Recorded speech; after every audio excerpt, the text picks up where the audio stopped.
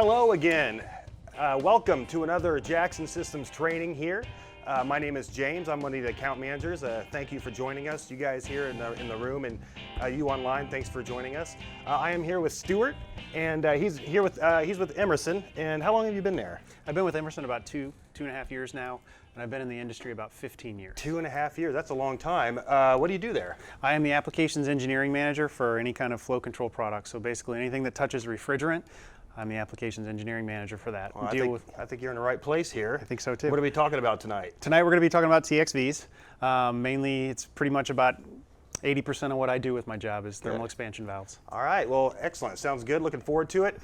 You people here in the room, if you have any questions, just raise your hand and he'll call on you at any time. And you joining us online, feel free to type in a question in the question box there, and it will go to me. I'll read it and ask the question to Stuart here for you. So hope you enjoy it. Hope you learned something, and take it away. All right, thank you. Like I said before, tonight we're going to be talking about thermal expansion valves. I think most of you are familiar with them. You've seen them. You know what they look like. But hopefully tonight I'll shed some light on what's actually going on inside and what they actually do and actually don't do. So we'll just jump right in from here. We're going to start with some topics. We'll go through the anatomy first. Operation, terms and features, power element charges, and one of the most important features or actual topics we're going to talk about tonight is superheat. So getting straight into the anatomy, I've got a nice cutaway of the thermal expansion valve. I'm sure a lot of you are familiar with the major parts on the outside. You basically got an inlet and outlet, you got a sensing bulb. Most in the air conditioning industry are going to have an external equalizer. Some of the smaller ones for ice machines and the smaller refrigeration systems will have internal equalizers. We'll get into that a little later, but mostly what you're also going to see in the aftermarket and in wholesale is an adjustable TXV. So basic components to the expansion valve are listed out here. This one does have an internal check valve, so in reverse flow it actually won't meter refrigerant. It'll bypass the valve. That's good for a heat pump situation on a split where you've got two valves metering. You don't want that thing metering refrigerant from the outdoor unit all the way to the indoor or vice versa. So a little bit of focus on the power assembly on top. We've got the thermal ballast, the diaphragm. The ones Emerson make are stainless steel. Competitors will make carbon steel that are painted. And underneath there's a buffer plate. And this power assembly is actually what causes the valve to move. The thermal ballast inside that bulb actually, the refrigerant inside the bulb actually senses the temperature on the suction line, and it actually changes pressure and moves that diaphragm open and close, and actually pushes on the pin. So that's essentially how the TXVs work. Some of the valves will have a thermal ballast inside, some won't. It just depends on the application and the charge being used, and also the refrigerant. So that's basically what drives the valve. Inside of it, it's pretty simple. We have a metering pin, a port that's drilled into the valve, and then a spring that kind of holds it all together, and the pin sits on that as a pin carrier. And this is the assembly this is the whole inside of the valve that the power assembly will actually push on. So this is pretty much it for a TXV. Not too many components internally. Over the years, we've actually stripped out quite a few. And simplified things, but this is as basic as you get. What you're looking at here is a non-adjustable valve, so it's factory set. That can't be changed. This particular valve that you're seeing here cannot be converted to an adjustable. There are some that can, but this particular one can't. So some basic components of the valve inside, and again, one more little part that I didn't point out is we do have a seal that seals the high side liquid coming in from underneath the diaphragm. So pretty much basic construction. There's 5 or 6 parts, not very much moving going on in there, and that's how we meter our refrigerant. We'll jump straight into operation. The purpose of a TXV is to control evaporator superheat. I can't stress that enough. It responds to only temperature and pressure, and those are really the only two inputs you have to it. You've got the external equalizer for a pressure input, and the sensing bulb is your temperature. It definitely doesn't control your space temperature, head pressure, humidity, suction pressure, or even capacity. That's a real misnomenclature about the expansion valves. Really all they do is they control superheat. And they do that by regulating the flow of liquid refrigerant to match the load on the evaporator. So remember, they don't do anything else but superheat. I got a first question here. Excellent. Oscar asks, does the adjustable TXV valve work like a fixed TXV? What do you mean by fixed? Like a fixed superheat setting? If that's what he means, like a fixed superheat setting, yes. The adjustable TXVs can essentially be adjusted for their superheat setting. Fixed TXVs, they're set at the factory at 1 superheat for essentially a particular evaporator for an OEM, and they can't be changed. An adjustable superheat or adjustable TXV can have the superheat adjusted. So that's really mostly what you're going to see in the aftermarket are adjustable TXVs, because there's just a wide variety of applications that evaporator or that TXV can be applied to. Most OEMs will only make a few TXVs. They'll make essentially maybe a 1 to 3 ton, a 3.5 to 4 ton, and maybe a 5 ton and up, or something to that effect. And depending on your application, you'll most likely have to adjust the superheat when it's installed. So remember, it doesn't do anything but control superheat. So I'm probably gonna say that a million times tonight. So when the valve operates, basically we have high pressure liquid coming in the inlet and low pressure liquid and vapor coming out the outlet. I like to say low pressure liquid and vapor because it's not all a vapor yet. Once it flashes across that pin and port, the evaporation process starts, but it's not 100% vapor coming out, but it definitely needs to be 100% liquid going in. So we're throttling that high pressure liquid down to a low pressure liquid and vapor, and essentially starting that boiling process or that evaporation process, and that's what's going on in the evaporator. So as that high pressure liquid comes in, generally for air conditioning applications, our saturation temperature is about 100 degrees Fahrenheit. I like to use saturation temperatures instead of pressures because then it's pretty much independent of the refrigerant you're using. You just basically can use a saturation table and look up the correct pressure for that refrigerant. So 100 degrees for most likely 410A is what we're going to be using now, and then 40 degrees for the evaporator side. I can't remember the pressures off my offhand exactly, but you're looking at about 3 to 350 on the high side and about 125 to 130, 140 on the low side for 40 degrees. So, and that, like I said, relates to any refrigerant you'd be using for air conditioning. So R22 would be about 60% lower on those. Go ahead. Oscar again asks, is there any adjustable TXV valve that works with R22 and 410R refrigerants? Actually, no. It's because the bulbs on the power assembly are charged with a fluid. It's generally a very special refrigerant or a blend of different gases, and those are developed specific to a refrigerant.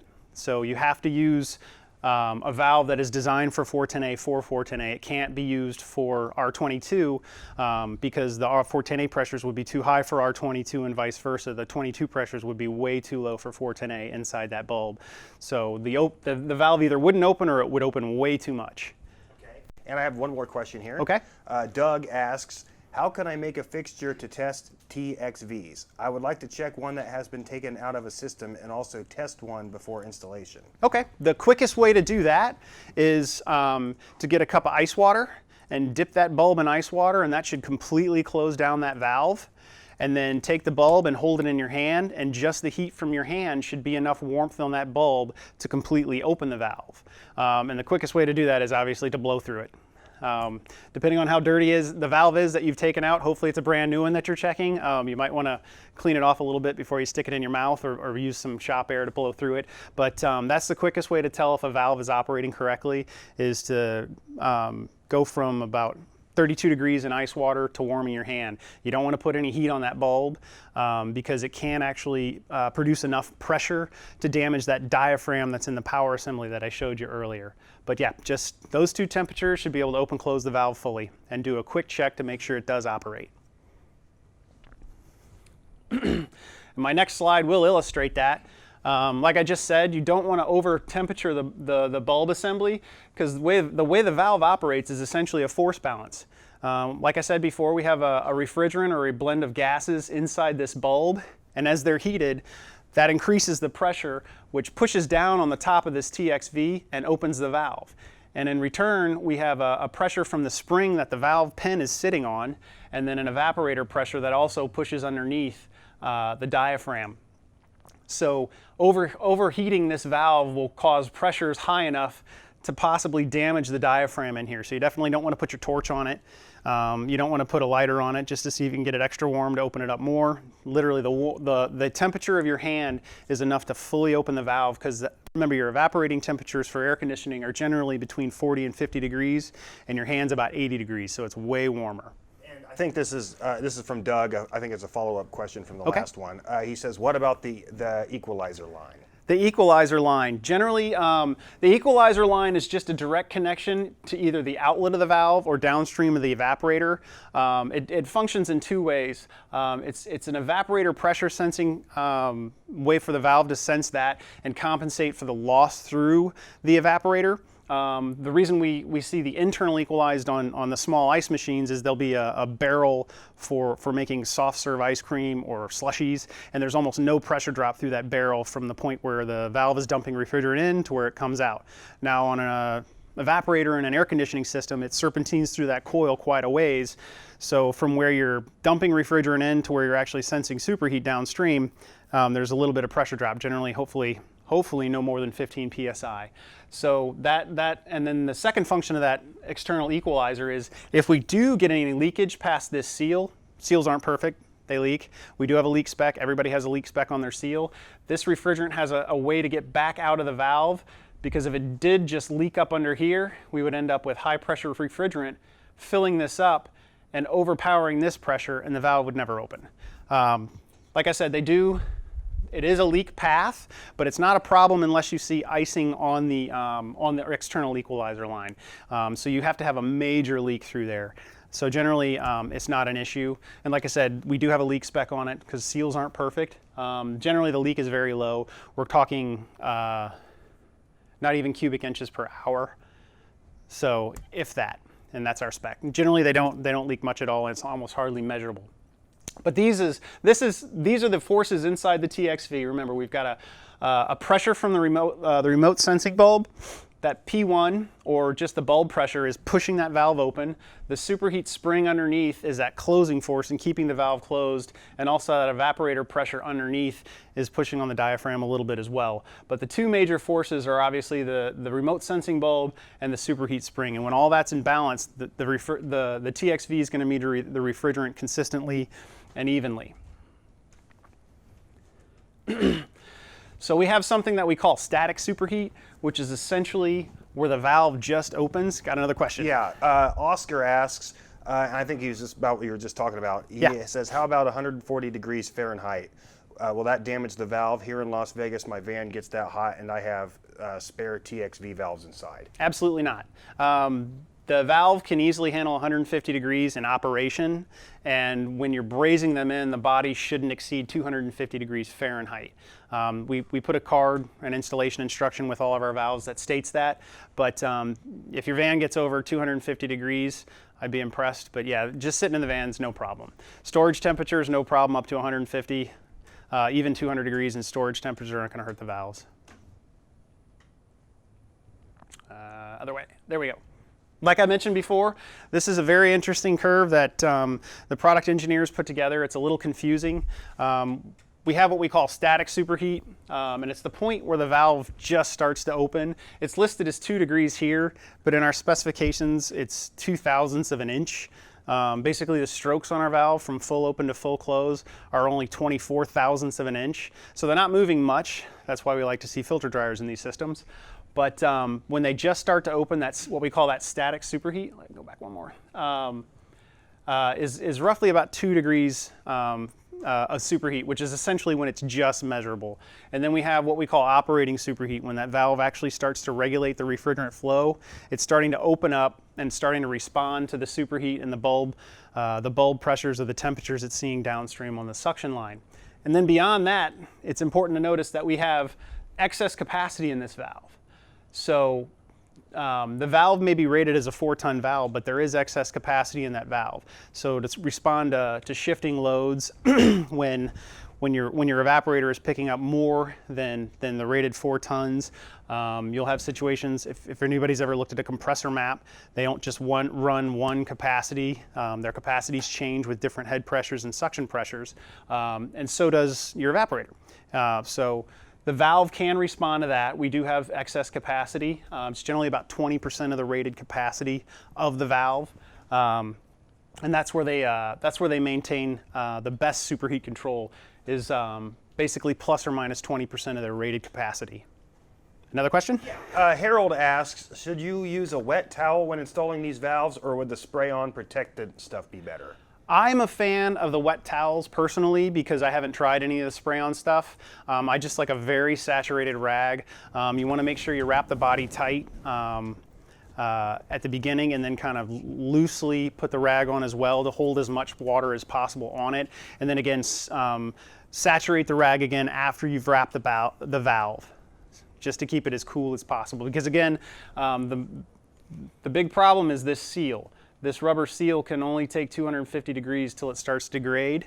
And what generally happens is it doesn't tear, it doesn't leak or anything, but it gets hot enough to stick to the pin. And now you've got something keeping that pin from moving. And like I said before, the pin only moves 24 thousandths of an inch, and if you've got something binding in there, it's gonna hurt the function of the valve. So again, this really just illustrates the valve starts to crack open at about 2 degrees.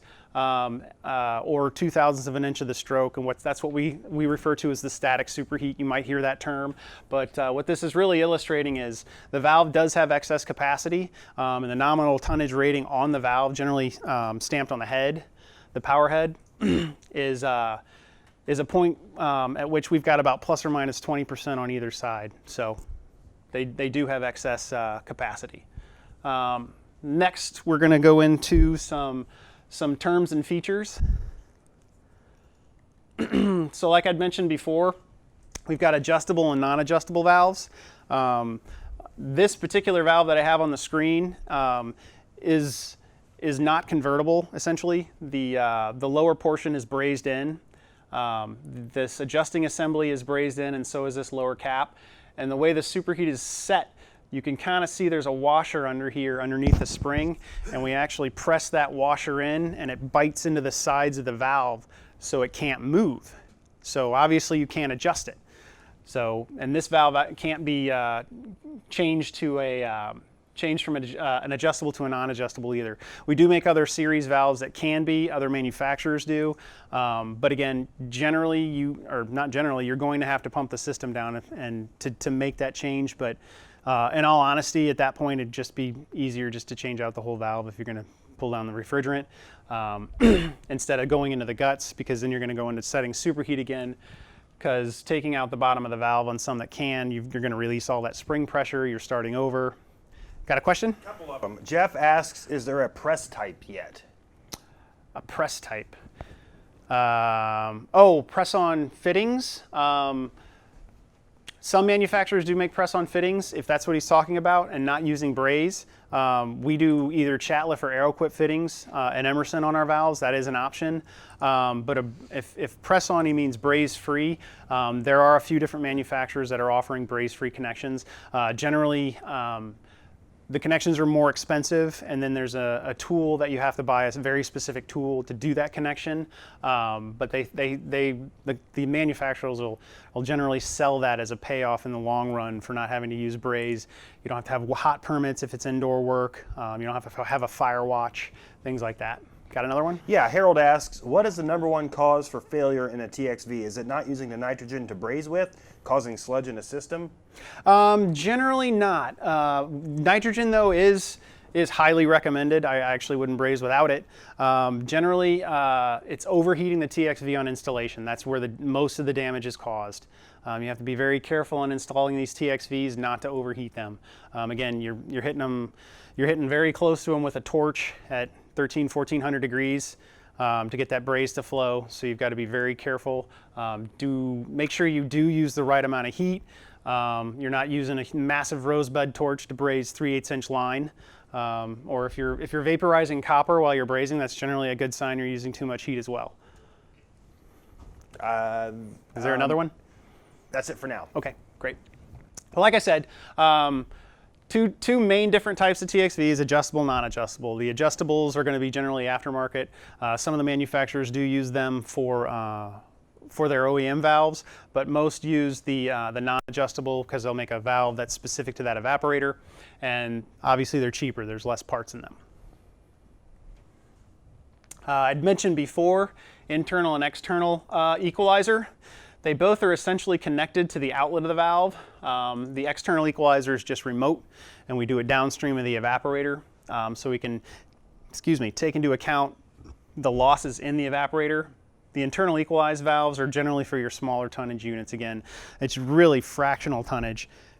And the rule of thumb on the external equalizer is if you're using a distributor, an evaporator with a distributor, you should be using an external equalizer because the losses through the distributor are enough to guarantee you're going to need to sense downstream and compensate for that pressure drop in the evaporator.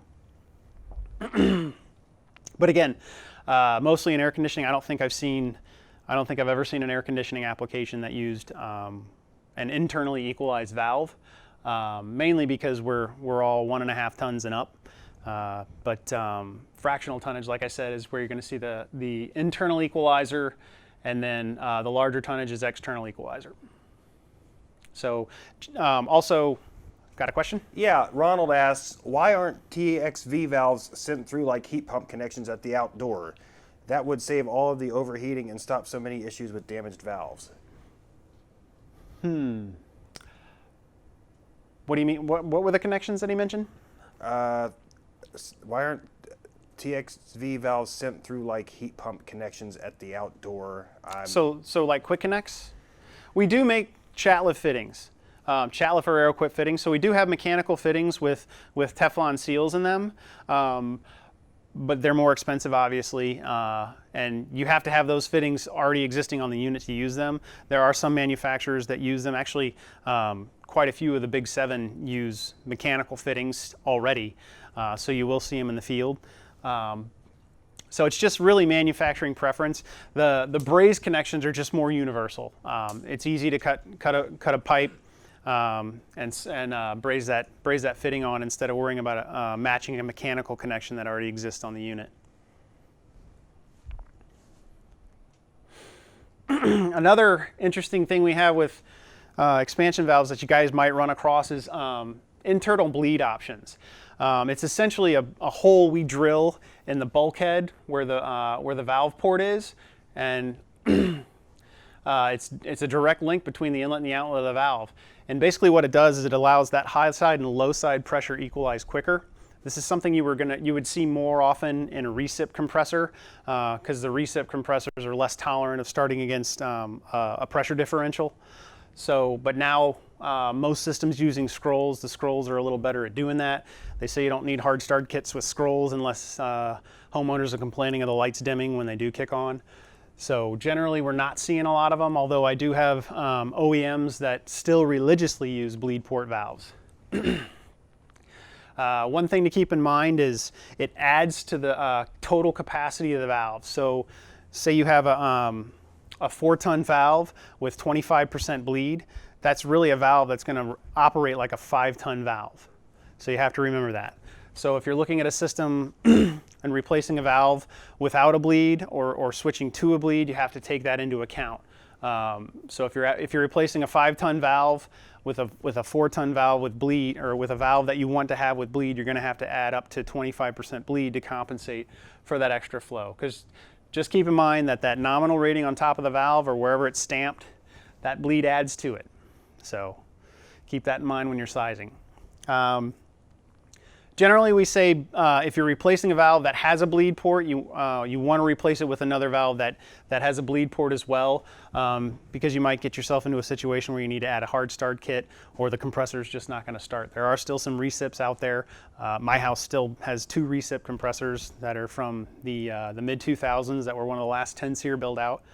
So if I were going to do that, I would either put a hard start, if I were going to upgrade, because I have restrictors, which is ironic because I teach courses on TXVs, but if I were going to TXVs, I would definitely put, do bleed on mine, so my compressors wouldn't have an issue of hard starts.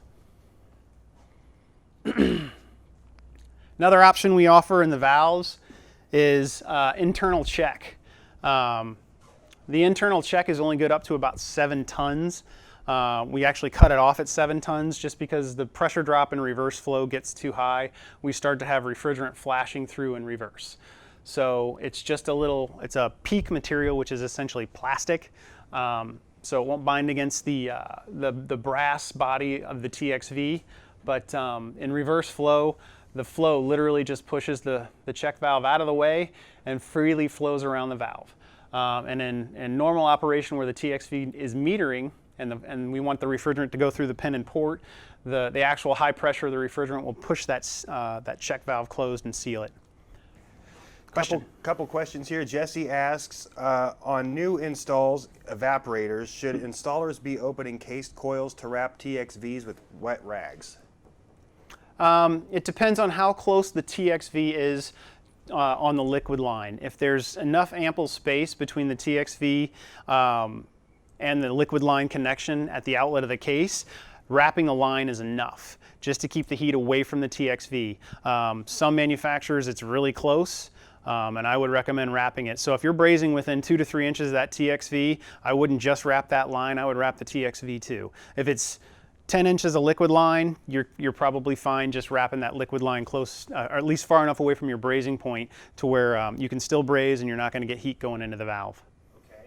Oscar asks, I believe he's asking, does the valve, I think probably the one you were speaking of earlier, does the valve show if it has the bleed port? There'll be a B followed by a percentage on top of Emerson valves or something to that effect, but all valves are marked whether or not they have a bleed port.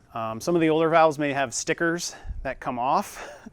Unfortunately, the only way to tell if you're not sure is to cut the valve open and look for it, but even that, the bleed ports are literally thousandths of an inch. They range from 15 thousandths all the way up to 45 or 50 thousandths. So it's a really small hole, but hopefully you can still see it. Emerson, we actually laser etch the information on the top of our power heads so it can't rinse off. Our power heads are stainless steel, so they're not going to rust. So all that information is permanently affixed to that power head. But unfortunately, no, there's no good way to tell a bleed if you can't actually see the marking on the valve. The only way to tell is to take it apart or call the manufacturer of the system, and hopefully you can get a model number off the valve. But again, it'll generally be a B in the model number and a percentage somewhere, or just a B. Some of our competitors only use a B in the beginning of their model number. Emerson uses a B at the end followed by a percentage, so you know a B15 is 15% bleed at the end of our model numbers, and it's etched again right on top of the valve in a laser etch, so it can't wear off, it can't fall off, it's not going to rust. So two major differences in expansion valves are conventional versus balanced port. Conventional valves, generally, I don't know if anybody's opened them up, seen the insides to the older valves. You had these 2 push rods that actually pushed on the pin carrier, and that's what opened and closed the valve. But generally, we had the same assembly on top, a power head assembly. But then these 2 push rods transferred that force down to the pin, which was also seated on the spring. The balanced port valves, we've gone to a center rod where the force is actually acting directly onto the pin and port itself. And we call them balanced port is because when you have high pressure liquid up here on the top of the valve on the inlet, that pressure inside this cavity is also trying to push that valve open as well. So when we balance port these valves, we put this very slight undercut under here to offset the area of the valve down here, and it's just like a balloon. When you fill up a balloon with air, there's pressure pushing on all sides of that balloon equally. Well, that's the same thing that's happening inside the top, on the high side of this TXV. All the pressure is pushing on all these surfaces equally. It's essentially perpendicular, so it's trying to push out in every direction. That's why a balloon fills up round, perfectly round, well, almost perfectly round, or a bubble, a soap bubble. So we undercut the valve stem a little bit here to compensate for the forces pushing down here. They also push just underneath on this lip, and they cancel each other out, so it balances itself. And what that does, for the balance port is it helps compensate for those fluctuating high head pressures or low head pressures.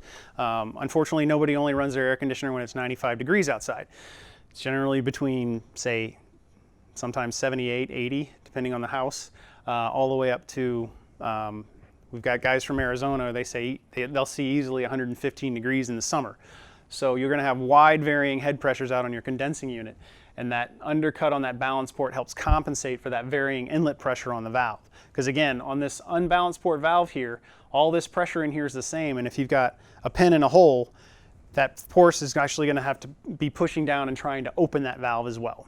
And it's going to vary, so it's hard to set a superheat based on a varying pressure. So that's why we do these balance ports. So applications that require a balance port, we say large applications, large capacity systems, over 5 tons generally.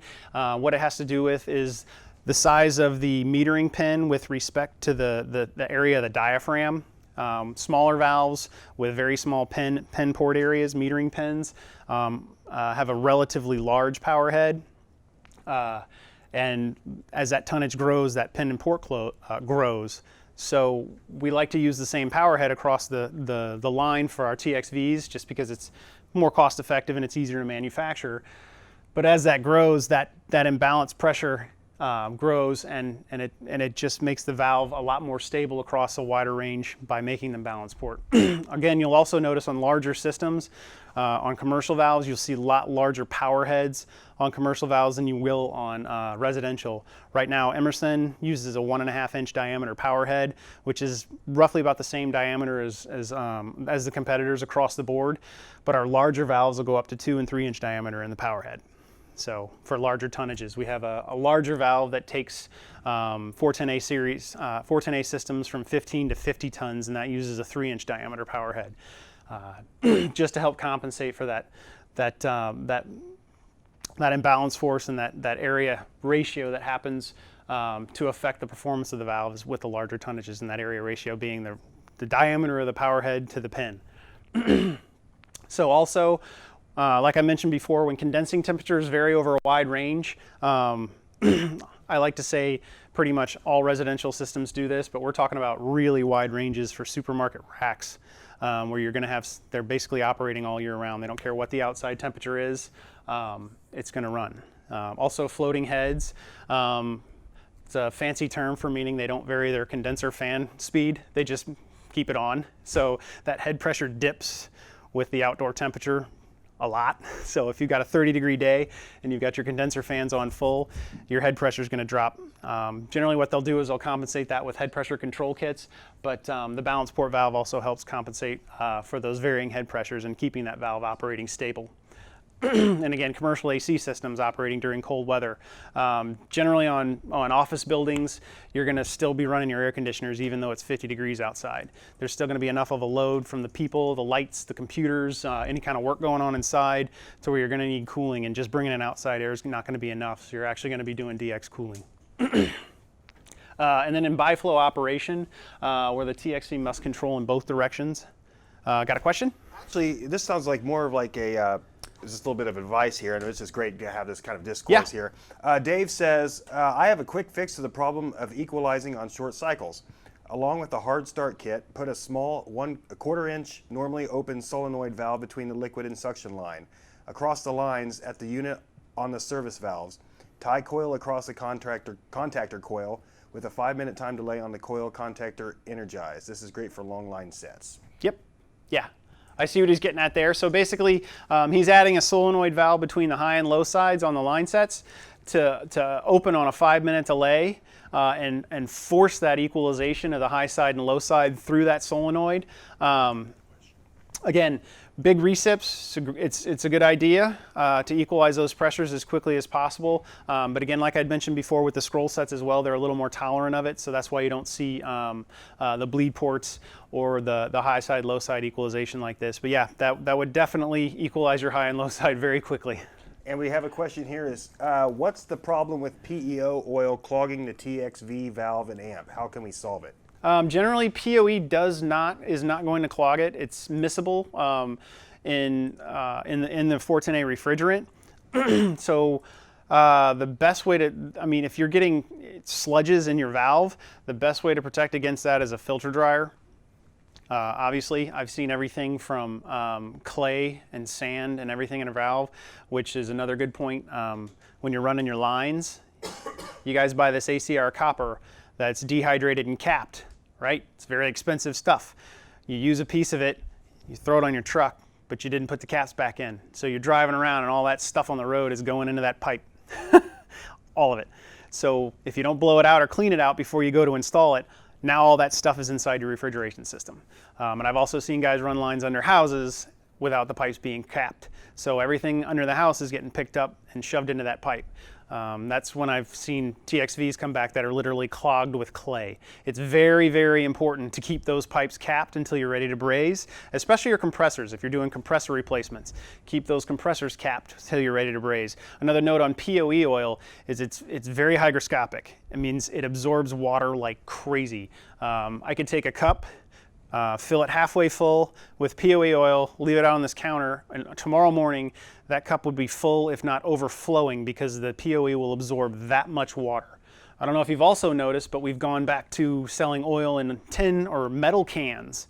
POE always comes in metal cans because it was actually absorbing water through the plastic cans and they were swelling up and popping. So POE oil just sucks up water. And the really tricky thing about POE oil is when it soaks up water, it reverts back to an acid form. So not only you've got water in your system, but now you've got acid in your system. So you want to keep all your stuff clean and dry as long as possible before your install. Keep everything capped before you braze it. And again, nitrogen purge to keep the moisture out and keep any kind of scale or carbon forming while you're brazing in there. So very important. Still on balance port. When are they not required? I said before, small systems, this says less than 5 tons. Our full line of residential valves that are designed for 410A are all balance port. We do make a series of valves that are not. And we see those mostly used on refrigeration systems that are going to sit inside, like an ice machine. It's going to sit inside a 75-degree convenience smart all its life. It's never going to see really high swings in temperature on the condensing side, so it doesn't matter. And like I mentioned before, the ratio of the diaphragm, that power assembly, to the port size is really small. So you got a big diaphragm, a small pin and port for a small tonnage. You really don't need the balance port as well. And then again, systems where the condensing temperature does not vary greatly.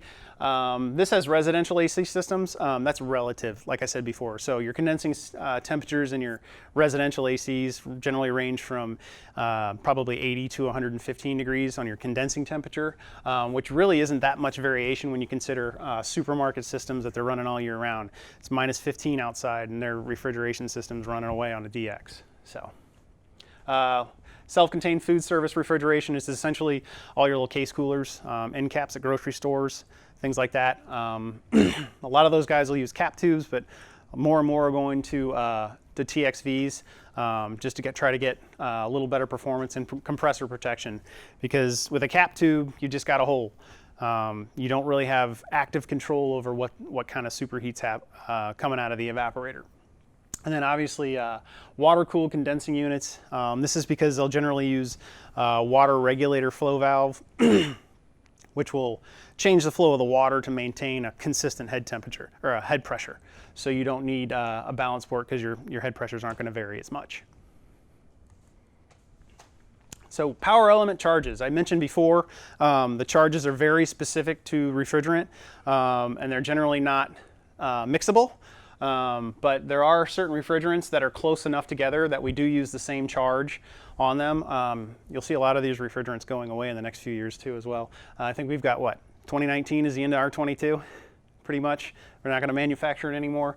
But 22, 407C and 407A all use the same type of charge. They'll be marked on our box. Again, shown here, got 134A, R12, and then 401A, essentially the two replacements for 12.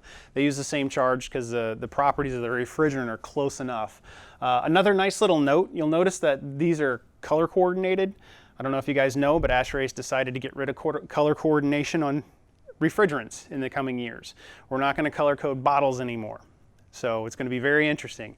My joking suggestion was now they're all compatible, right? No, absolutely not. They are not all compatible, but you just need to realize that you may see bottles out there in the future that aren't colored. They'll be labeled with the refrigerant that's in them. So be very careful of that in the coming years. It's basically because I'm a member of ASHRAE. I've been a member of ASHRAE for the last 16 years, 15 years, and every 4 years, they put out a new fundamentals book, and the list of refrigerants grows in that book. It used to be 2 pages, and now it's 4. So there's quite a few new refrigerants. They're not making a lot of the new new single compound refrigerants. What you're seeing is a lot of these new 400 and 500 series refrigerants, which are blends. It's interesting too because manufacturers. There's a few different manufacturers of refrigerant, and they're all coming out with their own. Like R448A and 49A are very similar. One's made by Honeywell, one's made by DuPont. Question? Yeah, a few questions here. Doug, I think he's asking. He says a Copeland rust inhibitor problem. I think he's maybe asking how to deal with that. I would have to refer him to Copeland on that one. Okay. Yeah. All right. That's fair enough. Oscar asks, what's the common problem for a hunting TXV valve? A hunting TXV? Well, actually, that's in my next section. Okay. He's a little ahead, and I guarantee I'm going to cover that. But essentially, we've got some troubleshooting tips at the end for hunting TXVs. We have a question from Ferrers asking, what can we expect when the equalizer tube gets plugged 100%? Depending on where it's plugged and what type of connection, a lot of manufacturers will use a copper connection that's brazed into the suction line. There's generally a little bit of excess. You can cut it off, make sure it's clear, and braze it back on. Obviously, you've got to pump the system down to do any kind of hot work like that on it. But if it is a copper line, you can actually clip the end off. When I used to work for one of the major OEMs, I would always go down in the lab and help the techs braze, help the techs set up the systems that I needed to be test or have tested, and occasionally an equalizer line would get blocked, and you just unbraze it, you clip the end off that was blocked, and you put it back in and you braze it. Now, if it's a mechanical connection like an SAE flare on a service port, that's a little more tricky, but you're not brazing on that, so you really shouldn't get it plugged up. But if you do get a little braze in the end, I mean, they're really small holes. That capillary action really likes to suck that braze right in. I know you're trying not to bottom it out on the bottom of the suction tube at the same time of having enough in there where you don't get braze in it. So it gets a little tricky, but if they do get blocked on the tip, you can cut it off, make sure it's clear again, and re-braze it to the suction line and pump the system down and make sure it operates correctly. Because if you do block that equalizer line, this is in my troubleshooting section, but if you do block that equalizer line, like I said before, refrigerant will leak around that pin through the seal, because no seals are perfect, and eventually high pressure will build up enough underneath that diaphragm to where the bulb force won't have enough pressure or force to actually push the TXV open, because you'll essentially have liquid pressure underneath there pushing against it, and the bulb force is more like suction pressures pushing that valve open. So you're going to have essentially 100 to 120 psi pushing up, and your valve's never going to open. So that's a quick check when your valve doesn't open at all. It's most likely, it's indicative of having a blocked equalizer line. Because like I said, that equalizer line really is to have a leak path for any refrigerant that gets around that seal to get out of the valve and make sure it doesn't inhibit it from operating correctly. But again, all kinds of charges. We only have one right now for the 410A in residential that we really market. This one has it listed as ZW 195, which is on one of our series. We also have a ZAA nomenclature for it on our NXTs or our newer valves that we're marketing towards residential. But just one charge, so you don't have to worry about a whole bunch of different charges that are applicable to 410A. We did have a couple of different charges for 22 for heat pumps and AC only, but it's been pretty straightforward with 410A. We do have some on the refrigeration side that you have to watch out for your operating temperatures. We've got high and or medium and low temp charges that are better for one or the other application. Here's a chart that shows the ranges that I was just talking about of all the refrigerants. So up top you've got your 134A and R12, and then now coming onto the market is the R450A and 513A, the new replacements for 134A, which we have designated as a DA charge right now. But you'll see you've got operating ranges on these. What you'll also notice is the M before the charges is what we're calling an MLP charge. I'll get into some detail on that. And then next we have the 22 and 410A, mainly your high temperature charges and your air conditioning systems. So we have a little bit of a reach down into the low range on that, because obviously 22 is used for refrigeration in supermarkets still. You'll still see a lot of that on the larger systems. And then finally, this is mostly your freezers and your medium temp stuff operating down here. But on the bottom, you've got your evaporator temperatures, so it gives you an idea what kind of temperature range the valve can respond to and what it's meant to do. Because like I said before, we actually put a refrigerant or a blend of refrigerants and gases inside that bulb, which make it respond. Because as it heats up, it expands.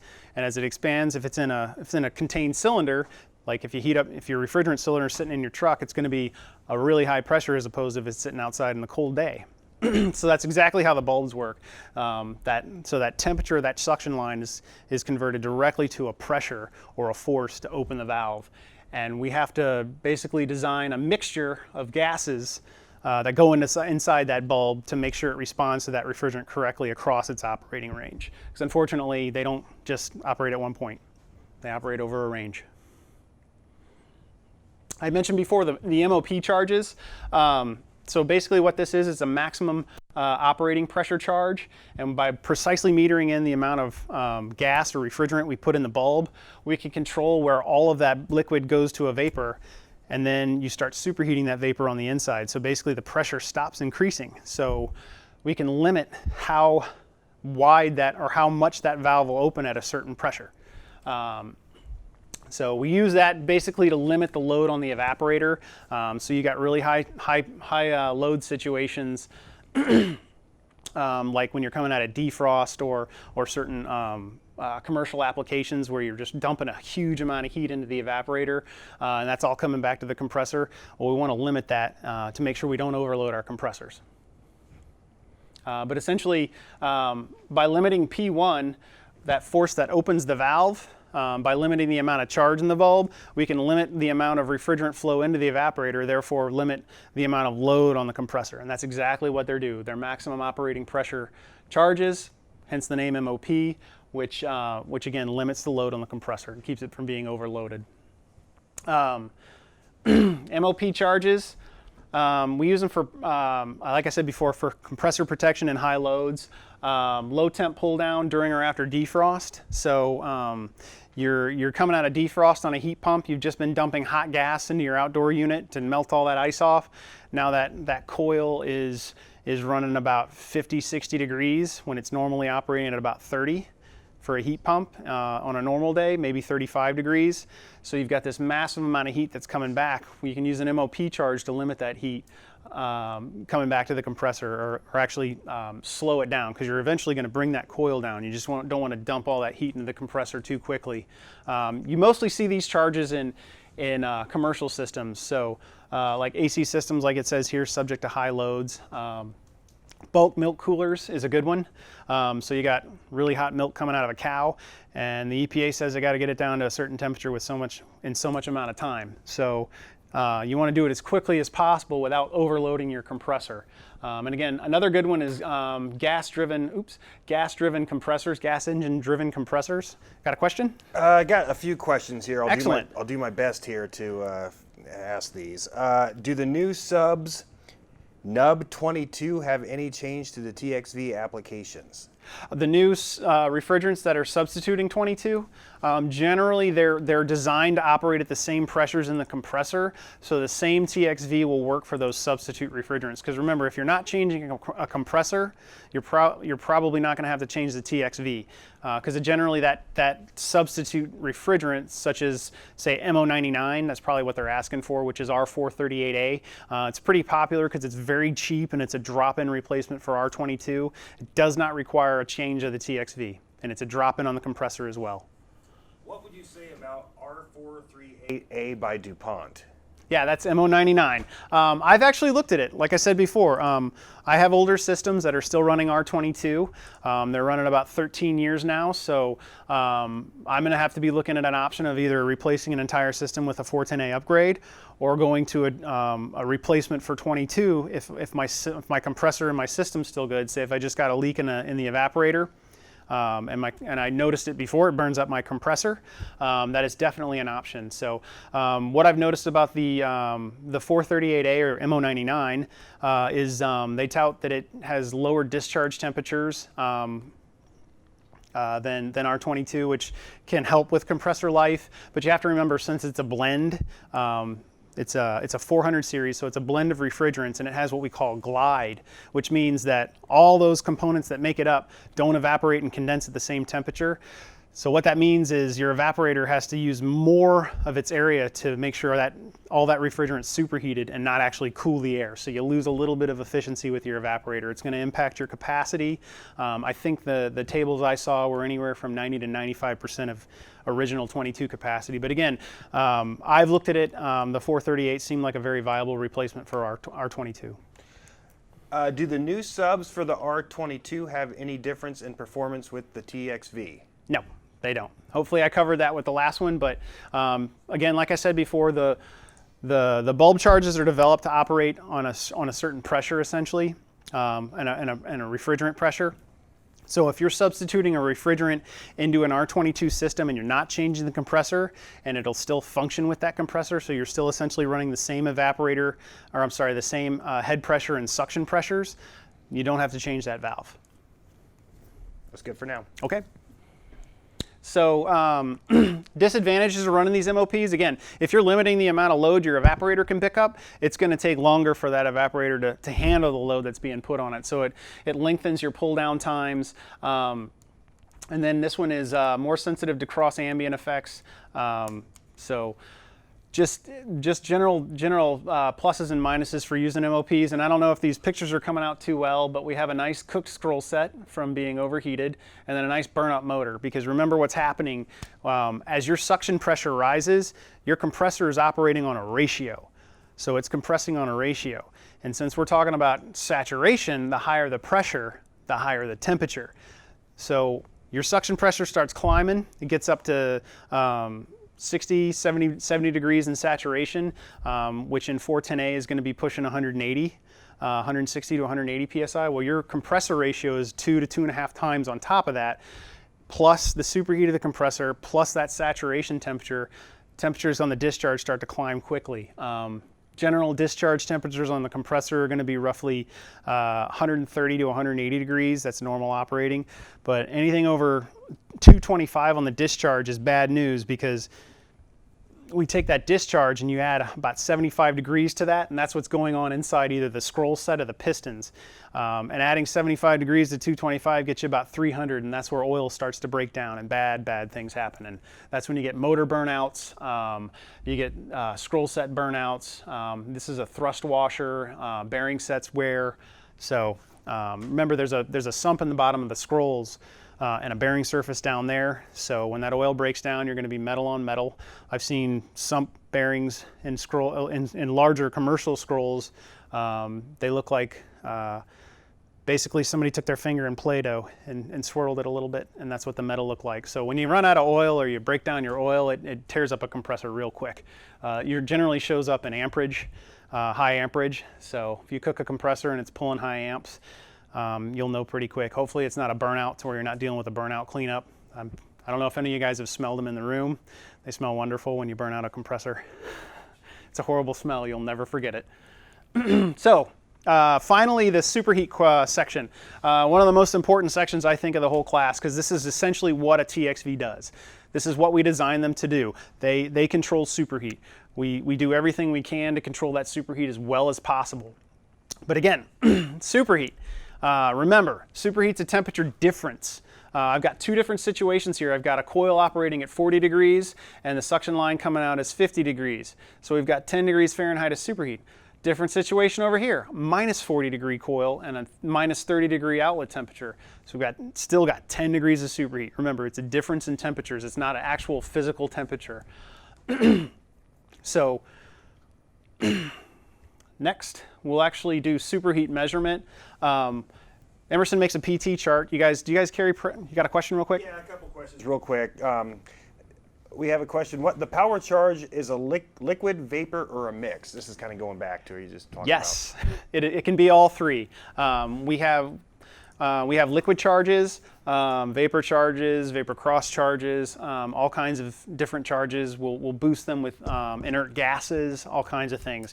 Remember, we're just trying to match that force that the bulb is making to push the valve open to match the performance of the refrigerant as close as possible, or to do what we want with that refrigerant. Because sometimes we want it to do different things with different types of air conditioning or refrigeration systems.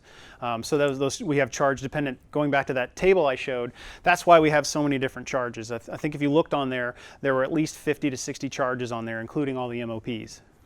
What's the biggest tonnage size TXV valve available?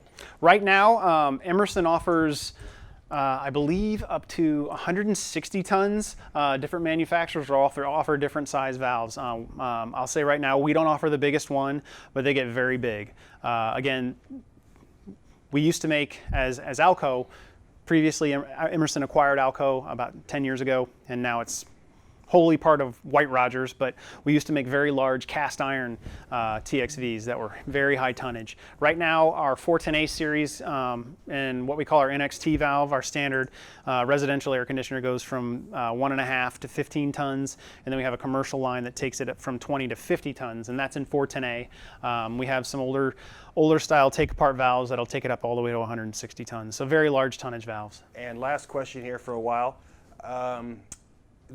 The 438A, do you have to change seals? Supposedly no. From what I read, it is compatible with mineral oil as well as POE, which is why they tout it as a drop-in for R22. But again, read your refrigerant supplier and your compressor manufacturer's recommendations when you change those refrigerants. Again, please read. we're going from my memory here. So superheat measurement, I generally pass out PT charts, pressure temperature charts. You guys generally carry those in your truck to measure superheat, or an app. I usually go through this exercise, which generally shows you how to do that by hand. So basically you're gonna have to measure your suction pressure. So you're gonna have to put a gauge set on it. So you're going to have to get a pressure reading and then a physical line temperature reading. You're going to need a thermocouple on your multimeter to know actually what that line temperature is. So you'll measure your suction pressure, and you'll go into that that pressure temperature chart, the PT chart, and you'll convert that pressure into a saturated temperature. And in this example, it's 33 degrees Fahrenheit because we have 103 PSIG suction pressure, so that converts to a 33 degree Fahrenheit saturation temperature. From there, we take our actual temperature reading, and then we'll subtract that saturated temperature from our actual temperature reading, and then our superheat is 7 degrees. That's how we measure superheat. You can't really guess it. You can't do it with only a temperature or only a pressure. You really need the difference between the two. So you're taking that suction pressure and you're converting it to a saturation temperature. So remember, saturation pressure and temperature are interchangeable as long as you got equilibrium. So basically your bottle's sitting there, If you measure the temperature, you can go to your saturation table and you can convert that to a pressure. Or if you measure the pressure, you can go back to that same saturation temperature, or PT chart, and convert that to a saturated temperature. So real easy to do. Emerson has made it much easier. We have an app. It's wonderful because now all you literally have to do is enter this stuff. You don't have to look up on the tables. This is actually the same exercises on the previous page. Enter the 103.2 PSIG. It automatically converts it to 33 degrees Fahrenheit on a saturation temperature. And then you enter your physical line temperature or your bulb temperature, basically the physical temperature at that bulb. And then it'll automatically calculate your superheat for you. And it doesn't just have 410A. We've got 28 different refrigerants currently in there. It's available on both iOS and Android systems. Again, like I said, it's free. There is sea level and high altitude calculations just by touching this button up here. It takes you up to 5,000 feet. So it takes into account the high altitude situation. And I think the best part about it is we didn't put any ads in it. It is ad free. So you turn it on, and it's just going to run. It's not going to sit there and try to download an ad banner and eat your bandwidth or eat your data. So very, very easy to use. I really highly recommend using that as opposed to a saturation table or a pressure temperature chart, which, you know, gets wet, gets destroyed, crumpled. You hit it with your torch and it's gone. So much easier. And I know all you guys are got to be carrying around smartphones. I haven't seen a tech yet who didn't have a flat screen TV in his back pocket. So superheat measurement, nominal superheats, high temp generally 10 to 12 degrees, medium temp 5 to 10, and low temp 2 to 5. This is generally because most of these compressors are suction gas cooled. So the cooler that suction gas is, the better it goes to cool that the motor inside the compressor. And again, these are generalizations, so always follow the manufacturer suggested settings for superheat. That'll vary widely between manufacturers, but generally 10 to 12 degrees, you're getting best control there. Copeland's stance on superheat, more is better, obviously, as long as you're not running, 50, 60 degrees of superheat. They'd rather see 15 as opposed to 10 degrees superheat, because then what you're doing with superheat, remember, is all you're doing is ensuring that you have 100% vapor coming back to that compressor. Because what is the compressor? It's a vapor pump. It's not a liquid pump. They're very intolerant of liquid. So when you get liquid back into that compressor, bad things happen. You break connecting rods, you shatter scrolls, you wash oil away from bearings, which is generally what really happens. On scrolls, the suction comes in and it dumps around the motor, and then it's sucked into a port right above the motor into the scroll set. Well, at the bottom is the oil sump that's open to that suction line.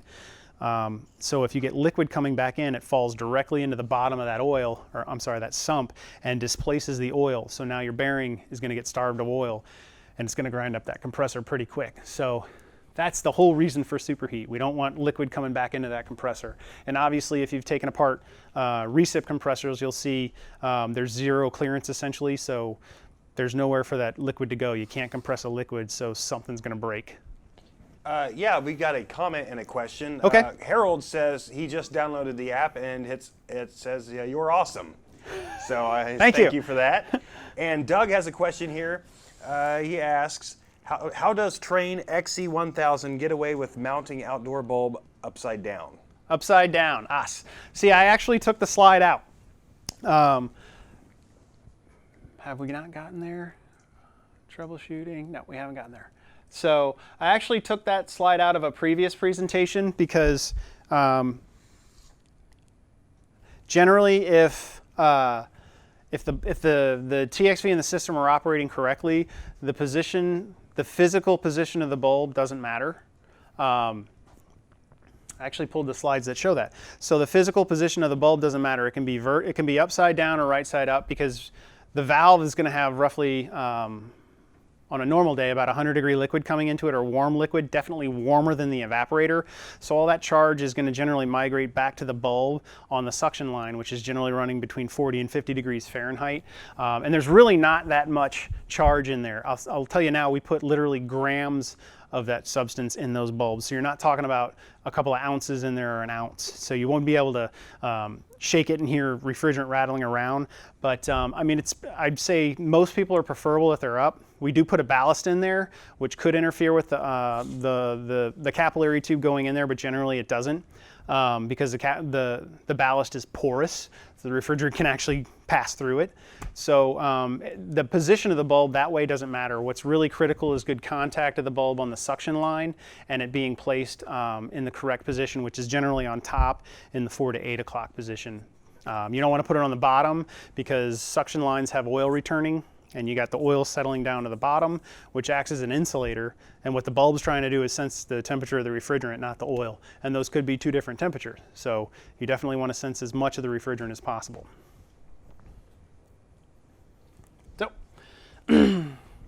So we mentioned before, one of the biggest problems with TXVs that people see is hunting. What we call erratic oscillations of the TXV. Generally, you'll see swings in the superheat. So if you're sitting there dialing in a system, adjusting superheat, and you're seeing the superheat change a few degrees back and forth, it's generally not what we would consider hunting. What you're going to notice is hunting is going to be swings in suction pressure. You're going to actually see the needle on your suction gauge sitting there bouncing back and forth, usually 5 to 10 psi. That's hunting. You need to dial that out. And there's a few ways to do that. Reposition that bulb on the suction line. Again, you're going to make sure you have good contact. You want to insulate that bulb from the outside air, because that ambient air running across it, it could be in the cold air stream or not. But generally that suction line is going to be colder than that air, so you want to sense that temperature. If it senses that warmer air, the TXV is going to assume there's too much superheat, not enough refrigerant. It's going to open further, which could cause liquid to get back to the compressor. So bulb location's your first check to make sure you've got good contact, and again, it's insulated. Next is too large a valve. What happens with a valve that's too large? Remember, residential systems have serpentine coils. So you're dumping refrigerant in here, it's going through this coil, maybe 20, 30 feet of 3/8 tube generally, down to the suction line where you're measuring. So it takes a little while for that refrigerant to pass all the way through that coil to your point of measurement. So in that time, lots of things happen.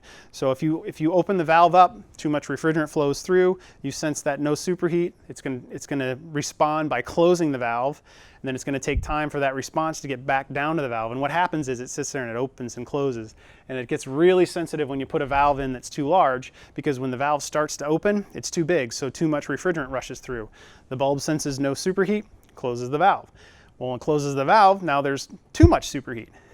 Then it opens the valve, so it just sits there and chases, and that's what causes the hunting. So larger valves, are very sensitive to hunting. So in a situation where you've got, say, I've got a 4-ton system and I only have a 3.5-ton valve or a 5-ton valve, and it has to be done, again, I would highly recommend using the 4-ton valve, but if it has to be done, definitely use that 3.5-ton valve, because if you use the 5-ton valve in that situation, you run the risk of slugging that compressor and getting liquid back. So I would always err on the side of undersizing a valve as opposed to oversizing a valve. But again, try to get the valve actually to match that evaporator load. And then again, obviously, the superheat adjustment. The valves can be adjusted. We send out our NXT valves adjusted all the way open. So if you have to adjust them, you want to close them. Opening them anymore is only going to relieve all the spring pressure. So they basically become a very expensive orifice. So you don't want to do that. So, and then on that, again, scroll slugging, nice things happen. I think more of an issue here on flooded starts, but again, scroll sets are intolerant. They pump vapor. Copeland touts a compliant scroll, but again, vapor is incompressible. That's why we use it for, liquid is incompressible. That's why we use it for hydraulics. Compressors are designed to pump vapor, not liquid. And again, in recip compressors, they're generally zero clearance when that piston comes up to that valve plate. When it's all the way at the top dead center of its stroke, there is no clearance in there. So if you've got liquid in there, generally what's going to give is a valve, or you're going to maybe crack a piston or maybe a connecting rod. Bad things happen. and then the engine's still going to keep spinning, and usually what happens after that connecting rod breaks is the half that's still connected, the crank likes to punch holes in the crankcase. So you don't want that to happen. Some troubleshooting, like I'd mentioned before. TXVs generally do three things. They underfeed, they overfeed, or they hunt when they're misbehaving.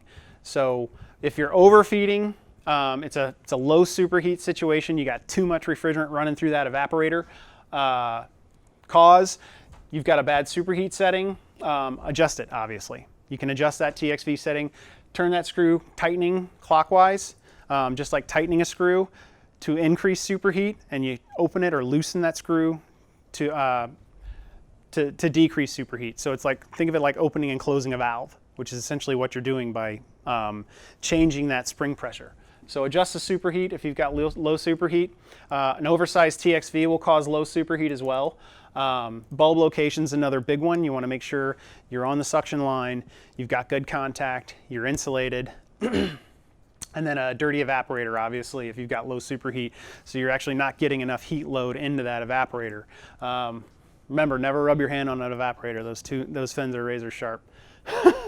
Always use some kind of cleaning brush. Remember, they're what, about 30 thousandths thinner these days of an inch. So they're not sharps rated like OSHA has. So when you reach into that condenser, there's usually a few sharp things, but those edges are broken off and they're generally rounded so they won't cut you.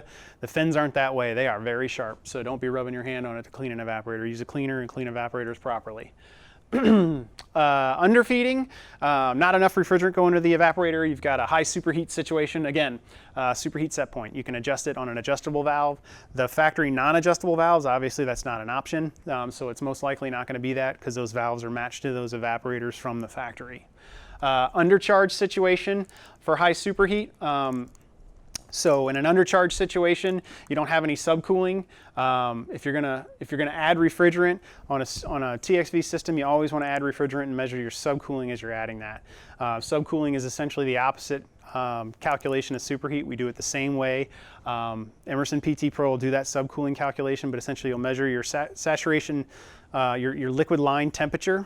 You'll convert that to a measure your liquid line pressure.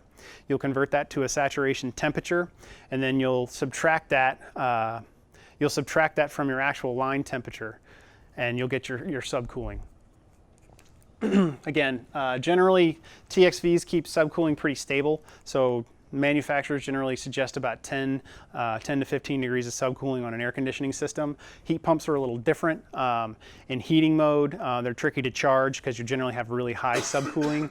And that high subcooling is basically because those two coils are different sizes, and when it switches to heating mode, that refrigerant stacks up more in the outdoor, stacks up more in the outdoor coil, so you get higher higher subcoolings. But remember, always charge to your subcooling numbers when you're doing a superheat or when you're doing a TXV.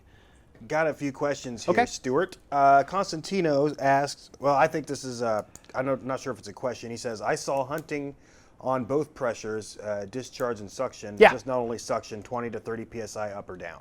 Yeah, that's definitely hunting. Well, remember, your compressor is a compression ratio, so if your suction pressure is moving, I would expect to see your discharge pressure moving as well. But if it's moving that much, that'd be severe hunting if it's moving 30 PSI. And I'd hope that's a 410A system, because 30 PSI on a 22 system would be pretty much half of the pressure. So yeah, you're gonna see the suction and the discharge pressure move if it's moving enough. Jeff asks, what is the reaction time typically on a small valve? Reaction time, as in how fast it can respond to load, it's generally within a few seconds. But if you're going to make an adjustment to that valve, you always want to wait at least 15 minutes to let that system stabilize before you measure superheat again. So they do respond very quickly. Remember, it's that pressure in the bulb. Once that bulb senses that temperature and warms up, that pressure increases instantly, which directly pushes on that pin and opens the valve. So as fast as it takes that refrigerant to flow into the evaporator, you're going to sense that. But you want to remember, you're measuring the outside of the suction line, which the refrigerant has to heat up first, and all that stuff has to get into equilibrium. That's why we say wait 15 minutes to measure that superheat again. Thank you. Nam asks, he would like to know what you suggest as the best insulation material for a bulb. I love tar tape. It is nasty stuff and sticky, but it, especially for heat pumps, it really doesn't break down too much with UV. The foam tape goes on great. It's easy to do. It's quick. Your hands are clean when you do it. But the problem is, on the evaporator side, on the indoor side, it's generally a really high humid environment, so that can kind of break down that glue. It can come apart. A lot of guys like to use zip ties on those to make sure that stuff doesn't come unstuck. But the tar tape is my favorite.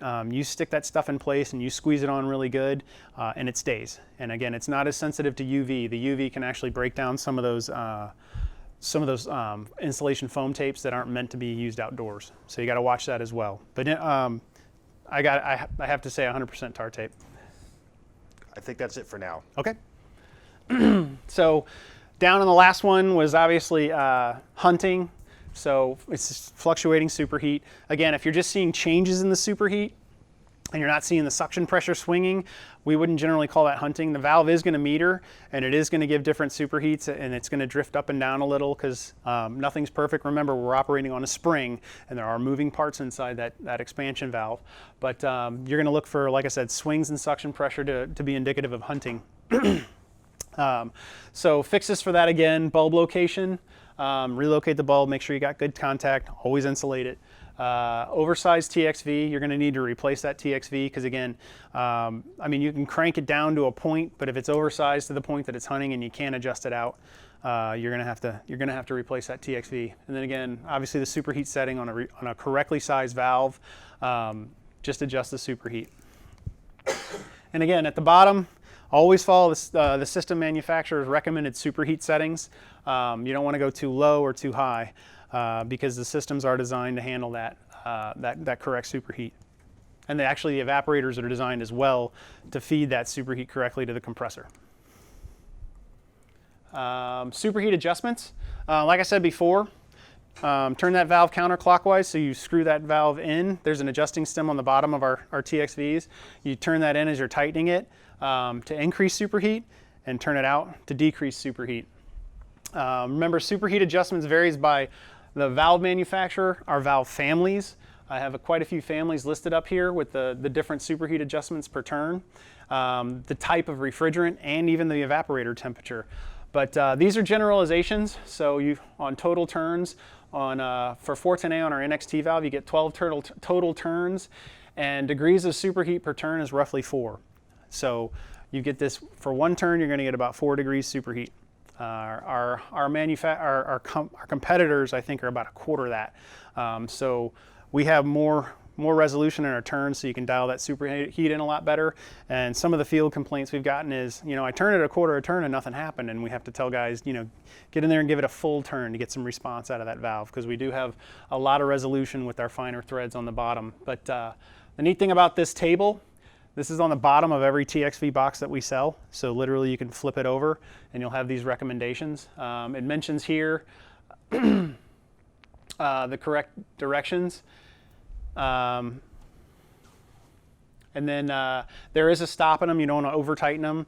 And again, if you open them all the way on our NXTs especially, and on the A's, and you're gonna relieve all that spring pressure. So basically that pin is going to be floating inside that port, and what you have at that point is a really expensive restrictor. So, and I think that does it for today. Again, I can't stress anything more that all our TXVs do is control superheat. So I hope you guys enjoyed it. All right, well, there's a lot of information there. Thank you very much. It was One more great. slide. Oh, I'm sorry. There you go. No, that's you, right? Oh, well, that's the guy who is going to do this job tonight. Okay. I am not Ben. My name is James. But if you ever need to get a hold of us, that is Ben. He was going to introduce tonight, but he had an emergency. But just give us a call here at Jackson Systems if you need anything, or check us out at jacksonsystems.com. Speaking of, if some of you maybe hopped online later, then if you might have missed some at the beginning, we actually recorded tonight's webinar so you can get on at any time and rewatch the entire thing. Maybe you missed something because there was a lot of information, a lot of great information. So you can use the link that was sent to you for tonight's webinar, or just go to jacksonsystems.com and find it on there. Also, once you watch the webinar tonight, the training, if you're NATE certified, you can download the certificate and submit that to your MyNATE account. We'll do it for you, but just to be safe, it's not a bad idea to do it yourself. So thank you, sir. I think we learned a lot. I know I did. Thank you guys for coming here tonight. It's been great. Hope you didn't eat too much. Thank you online. This concludes our webinar series for the spring, but we'll start them back up this fall. So for all of us here at Jackson Systems, I'm James Yarnell. Thank you and have a wonderful night.